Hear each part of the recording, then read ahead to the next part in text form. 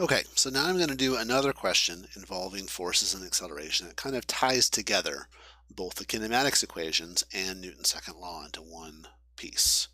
So the things I need are um, the kinematic equations, which we've written before, and Newton's second law that the sum of the forces is the mass times the acceleration.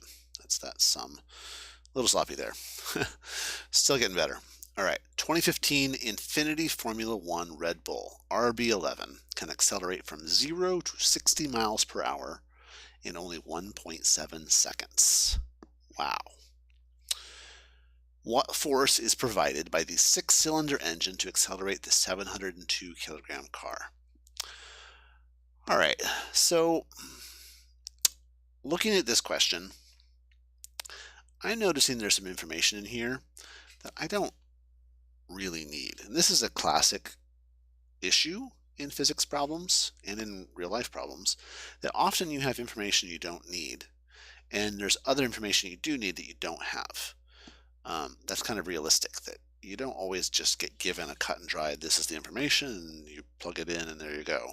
You got to figure out which things are relevant. So I don't really need to know that it's a 2015 Red Bull car, and I don't need to know that it's Infinity Formula One or that. That's not really relevant. It's a fast car. That's it. That's all I really need to know. It can accelerate. All right. This is about acceleration. From 0 to 60 miles per hour. That sounds familiar. That's a V initial and a V final. It's not in the units of meters per second, which I kind of prefer, but it is a V initial and a V final. And I've got a time, 1.7 seconds. That's my delta T. What force is provided? The question I'm trying to answer is about force. So force equals what? Is provided by the six-cylinder engine. Nope, not really relevant. I don't need to know that. The engine's providing a force. It's causing the car to accelerate a lot. But I don't really need to know that it's a six-cylinder engine to figure out what that acceleration is going to be. I just need to know what's the mass, because that's what goes into Newton's second law. All right, so I want to find out the force. How do I do that? I know that forces are, if I add up all the force, I will get the mass times the acceleration. So in the previous problem, we were given the force and we were trying to figure out the acceleration. In this problem, we're trying to answer what's the force. So how big is the force provided by the engine? We're trying to find the cause by looking at the effect. The effect is the acceleration. That acceleration is caused by the force. So in order to do that, I'm going to have to kind of work backwards, the opposite direction that we did in the other problem. I'm going to have to figure out the acceleration first, and then use that to get the force. So this is ultimately what I want. To get there, I need to get the acceleration first. All right, so now I have a new subproblem. What's the acceleration actually equal to? Okay, well, how do I get acceleration? Well, I get acceleration by asking how quickly did the velocity change. That's this one right here. Vf equals Vi plus At. If I use that, I know the V final, that's the 60. I know the V initial, that's the 0.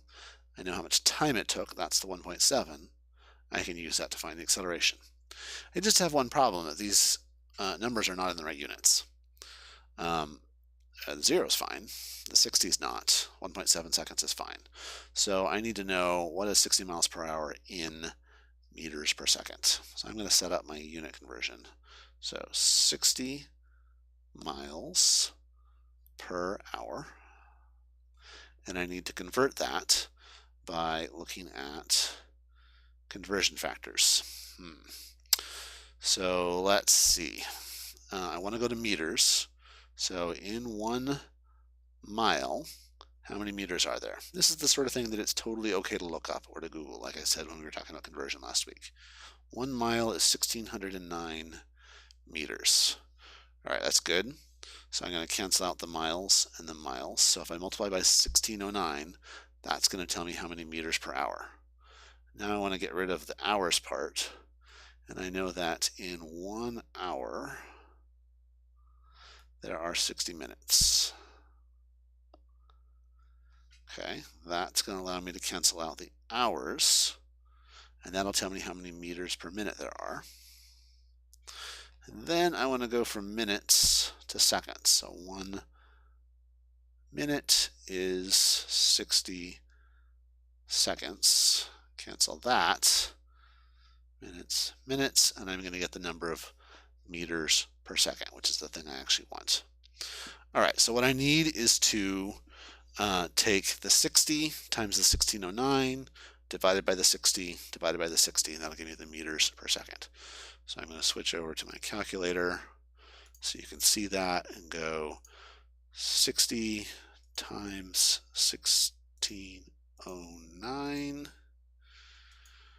and then take that result and divide it by 60 and divide it by 60 again. So that gives me 26.8 meters per second. All right, so I'm going to go back over to that, and my result here is 26.8 meters per second. Now what is that? Is that my acceleration? No, that's my v final. That's the final velocity, which I'm going to need in order to find the acceleration. So v final equals v initial plus a t. V final is 26.8 meters per second. 26.8 meters per second.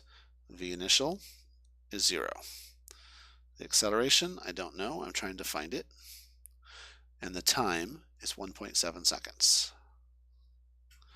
So I'm going to figure out what the acceleration is by dividing by 1.7 on both sides.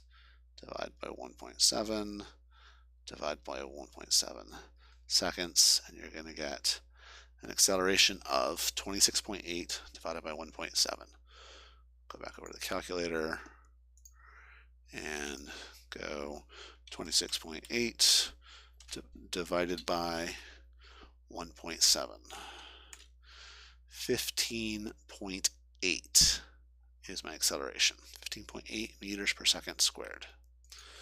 Take that back over to here, and my acceleration is 15.8 meters per second squared. Cool.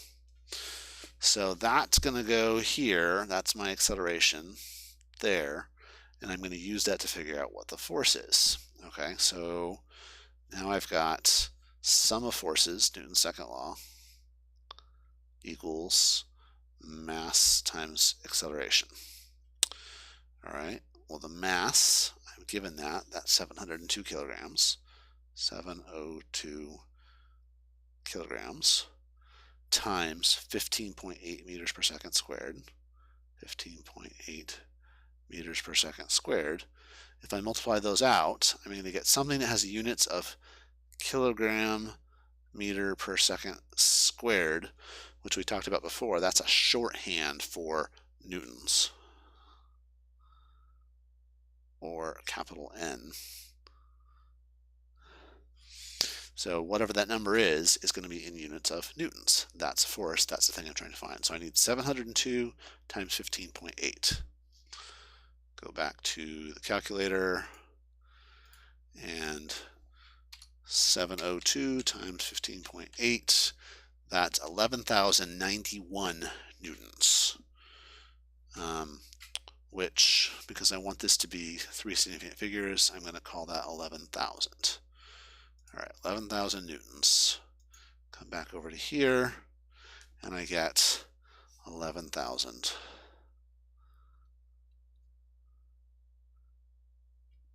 newtons. Sorry about that last number. So my result is 11,000 newtons. Pretty big force, which kind of makes sense that it should be a pretty big force, since we have a very fast car accelerating a lot in a very short amount of time. So its velocity changes a lot in a short time. That's a high acceleration. That high acceleration was caused by a large force of 11,000 newtons. So this problem is really nice because it puts together all the pieces. We've got kinematics to figure out the acceleration. We've got Newton's second law to figure out what the force was. And that force is caused by the engine, and what it causes is the acceleration of 15.8 meters per second squared. All right, let me know if you have any questions.